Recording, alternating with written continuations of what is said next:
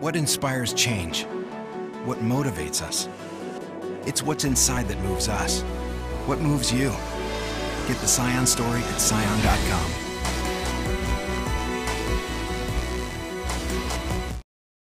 We're going to get better. We're going to use this storm to just do a lot better planning.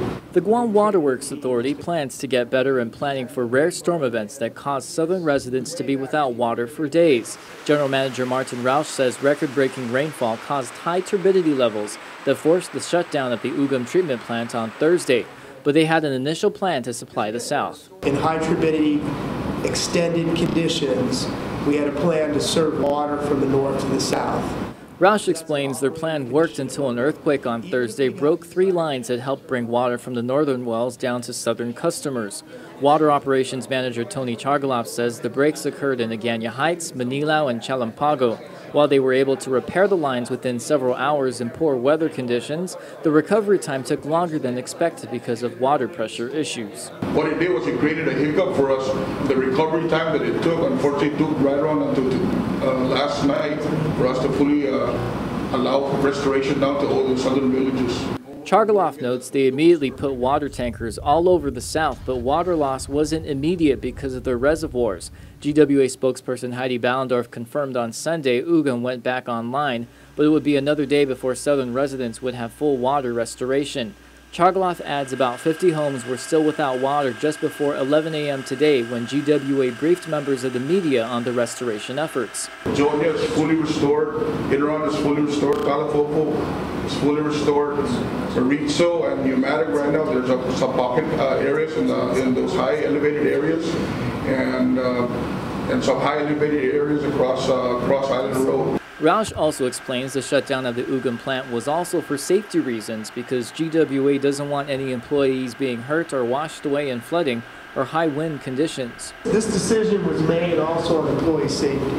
So that's really important to understand. We believe that this is the right way to operate Ugam.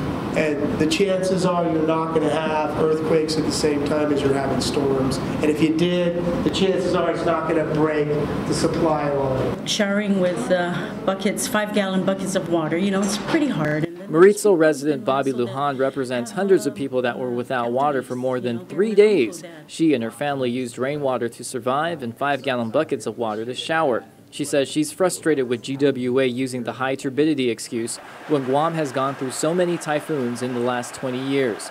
Lujan also feels with all the technology available today, having reliable water service shouldn't be such a problem. We've been hearing the same old excuses and it's just not right. It's not fair to the people who are taxpayers that pay for these utilities to work for us when we really need them, right. You know, and my frustration is the fact that waking up at 6 a.m. in the morning and not having water, you know, it just, it's terrible. She also says she spoke to Senator Mike San Nicolas about her frustrations, and he gave his word he will work with lawmakers to get things prioritized for southern residents. In the meantime, Lujan says her water was finally restored this morning. She hopes to see the local government get its utilities up to par. The bottom line is, Josh, is maintenance. We need good people working to keep and maintain these utilities in proper working order. The population is growing day by day. We're going to need these utilities up to par and working for every single person on this island.